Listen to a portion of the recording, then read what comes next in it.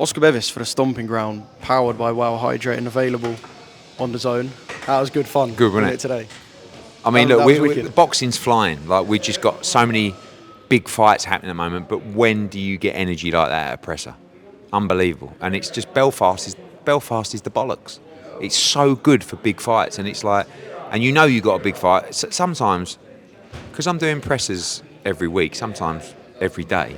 You kind of like you become a little bit of a robot. And when I walked in to here, I was like, looked at the crowd, and I was like, oh my god. And then obviously introed the fighters, and the whole place is going nuts. Like, it is amazing, and I love the fight. Pure 50-50 fight. One of the biggest all-Irish fights for many years. You know, I know you're saying North v South or Belfast v Limerick, whatever you want to call it. Just a brilliant fight between two undefeated Irish welterweights looking to establish themselves on the world stage. And the winner of the fight will be the mandatory challenger for Jaron Ennis. Yeah. Speaking to Billy Nelson and Lewis Crocker, they don't not rate Paddy Donovan's boxing ability. They were quite complimentary. But they're both adamant they ain't had that gut check. Yeah. And this is going to be, I guess, waters too deep. Yeah, I mean, both trainers, Billy and Andy, are literally the #1 fan of their charge, you know? Like, Billy's been harping on about Lewis Crocker for years. Andy's been harping on about Paddy Donovan for years. And they are both, like, both of them have absolutely zero doubt their man wins this fight. Like, and they win it by knockout. And I just think it's going to be an electric fight. It's a brilliant clash of styles. Both guys can punch. You know, Lewis is very heavy-handed. Paddy's a real sharp shooter. And so it's a massive fight for both camps, both trainers, both men. Yeah, I love it. It's going to be seriously hot inside the Odyssey on the first. I know you would have had a late night last night, but you got a little pep in your step. Pep in my step? Yeah. Is that even a thing? You've heard that before? Pep in your step? No, I've not heard it. When you get home. I won't look it up, mate, to be honest with you. But, I mean, I'll just take your word for it. It's not that important. Yeah. I think... You skipped into the presser today. Yeah, look, buzzing. I'm just buzzing full stop. Like, boxing's in such a great place. And early hours of the morning, of course, you saw His Excellency announce the big one, Benn Eubank. And I couldn't be happier, you know. 2 years of graft, 2 years of pain, if you like, particularly for Conor, but for me as well. And I never stopped grafting. I never stopped grinding away. And we ended up with just an amazing opportunity for Conor Benn. Absolutely everything we wanted in the deal and more. Everyone done an amazing job, and now you've got the biggest fight in Britain. You know, it's just going to be the build-up. You boys are going to be sitting there. Parsons is going to be having wet dreams at the numbers. You know, just looking at the interest in this fight, the narrative in the fight, the history, the legacy, the beef, the fathers. It's got absolutely everything. We saw the first time we made this fight, it was the fastest selling fight ever at the O2. It was the biggest grossing fight ever at the O2. Now it'll be in a stadium, and it'll be 3 times as big. Yeah. It's very different to big fights that have been announced before. I know this was dragged on for a long time, and you've got the history, like you said. But for Turkey to post, not even a fight poster, just post at 2:56 a.m. that this is done. Well, he can't help himself. Handshake pictures. So, very look, different to what we normally get. You know, I've been negotiating this fight, God, I mean, a year probably. But we know that His Excellency is brilliant at sitting in the middle. And a lot of the things that we wanted in the fight, Eubank would never have agreed to if I asked it. And they weren't unreasonable. Is that just an ego thing? Yeah. But when Turkey says to him, listen, Chris, you're making a lot of money here. This is not unreasonable. Come on. He did it. And then the fight gets made. And, you know, we signed the contract first. And then as soon as Chris signed the contract, Turkey, normally we would say, right, we would plan an announcement, right? We would say, right, this is, you know, you'd get the communications team would actually put a strategy document together for the announcement, for the ticket sales, for the press conference. Right? Turkey just goes, right, it's done, I'm tweeting now. Because what he's come to realise is there's no secrets in boxing. Do you know what I mean? You can't keep an announcement for a couple of days because Conor's going to say something, Eubank's going to say something, I'm going to say something. So he rather just goes, right, I'm tweeting it now. It's like an excited fan. He is. Here's a bit of news, or make something happen. And he's like, I've got to tell the world. I'm not saying that it. the fight wouldn't have happened without him, but it's happening. And, you know, he's a massive reason for the fight happening. And both fighters have got life-changing opportunities.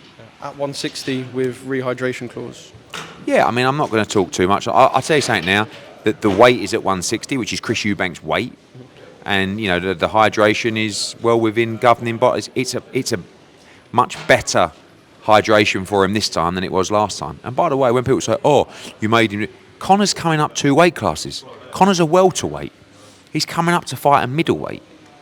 You know, and nothing is unreasonable within the contract. And as I said, we've had it off. We've got the greatest deal ever. The first Ring Magazine card.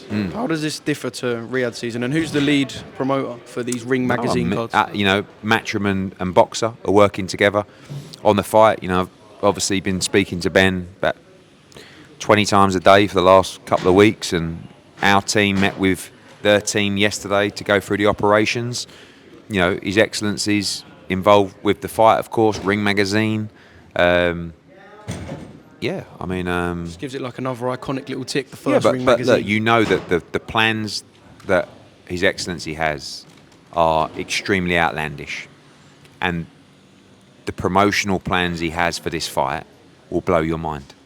And you're going to get one of the great build-ups. This fight's got everything. It's going to be a monster. Yeah. How important is a win for Conor? And I know that sounds like a stupid question, but having to battle just to come back from what you come through, there's been huge backlash from the fans. I know there's still kind of a bit of feeling, if we're being honest, towards some fans. This fight is extremely personal. But everything he's put into this, there's a lot of anger, there's a lot of dislike. If he doesn't beat Chris Eubank Jr., it's going to be very tough. Yeah, of course, because it's, you know, he's an undefeated fighter that's got dreams to go on, and you know, like I said, he's stepping up to middleweight. The only reason this fight's a 50-50 is because he's stepping up to middleweight. If this was 2 guys in the same weight class, I think Conor would be a massive favourite. But Eubank's a good fighter. He's a strong middleweight, and Conor's got a lot to do in this fight. But he's also a young savage with a killer mindset, and he wants to take this guy's head off his shoulders. Bad. So he's just got to control his emotions in the build-up and in the fight. And listen, it's going to be, imagine when we're in that stadium and both men in opposite corners, everybody clears the ring, and all of a sudden it's that one of those moments. They go seconds out, and the whole crowd, like, oh my God, it's happening. I've had a smile on my face since I woke up. But listen, it's massive for British boxing, massive. Yeah. In terms of the actual fight and the build-up, could it spill over? Do you think? And I know you never, or you say you never want it to. Do you kind of want it to spill over a little bit? It just will. You know what you think when these two come together in a head-to-head? They're just gonna like.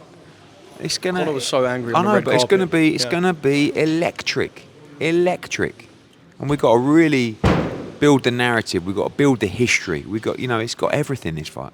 Yeah. Just moving on to the stuff I said about Ring Magazine. I know there was a list that Ring Magazine themselves put out on social media about fighters Turkey's working with for these ring shows. Inoue, Adam Azim was on there, but there was no Dalton Smith. I know he's got a fight, obviously, 25th of March. Is there anything you can tell us about these Ring Mag shows? Because obviously they sound massive. No, I mean, I think that you know, the plans are just absolutely huge, and long may they continue. You know, I was with His Excellency last night, going through all the plans. It's breathtaking, and it's a wonderful time to be alive. Is it chaotic or calm in that room when you're all there? The contract's there. Conor's got the pen. Oh, that's like just what, you know. Listen, things move very quick. I've never been involved with anything like this before, but we're riding the wave, and we've got a dirty big surfboard, and we're enjoying the sun. Can I ask you one more thing? Gervonta Davis wasn't happy with you smiling in that picture.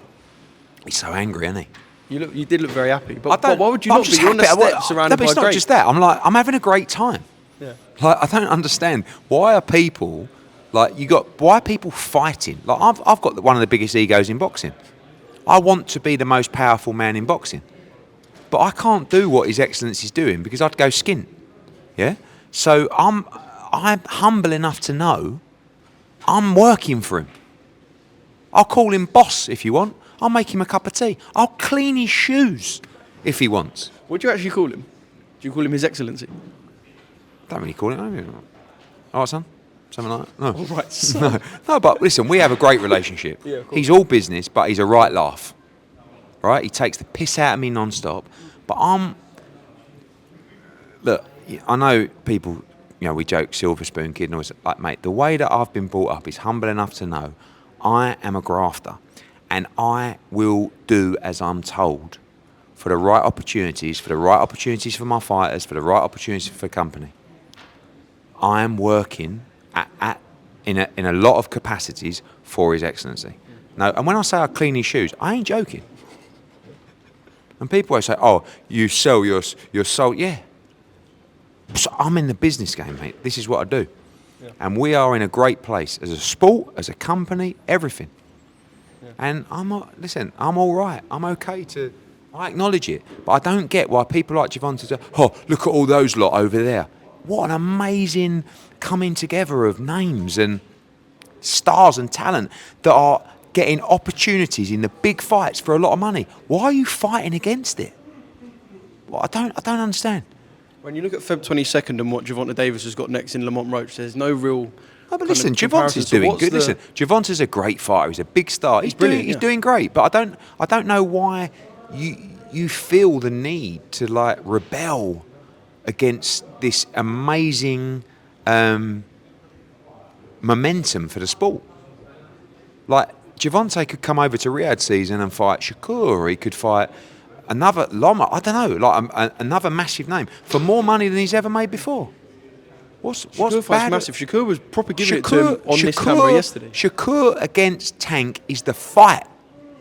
That is one of the best fights in the sport. One of the biggest fights in American boxing. And I'm telling you now, no one beat Shakur Stevenson. So, and after Tank fights Lamont Roach, who is there for Tank to fight? I'm saying Isaac Cruz fight. Who cares? Tank's got to fight Shakur. And, you know, like I said, I've got no problem with Tank. I think he's a great fighter. I like his edge. But I don't understand. It's not just Tank. There's still a few people that it's like, I'm not going, you know, oh, look at all these people, you know, talking about His Excellency all the time. Yeah, because we're enjoying it. And actually, like, I like the guy. He's funny bastard. You know? Yeah. And even if he weren't, even if I couldn't stand him, I'd still be here. But the fact that it is enjoyable, the fact that his spirit and his love and his drive for the sport, it's captivating for me. It's energising for me. I'm having the best time that I've had in the sport right now. So, fuck it, fuck the haters. And look what we just got Eubank Benn over the line. Maybe we end up getting Fury over the line. Look at February 22nd. Look at the ring cards coming up. Look at the ramifications and the benefit it's having for the sport. More ticket sales, more interest, more broadcasters. Come on, play the game. Oh, fucking time to be in boxing. Final one, 2 words to describe how you feel about Eubank Benn being signed, sealed and delivered. Very horny.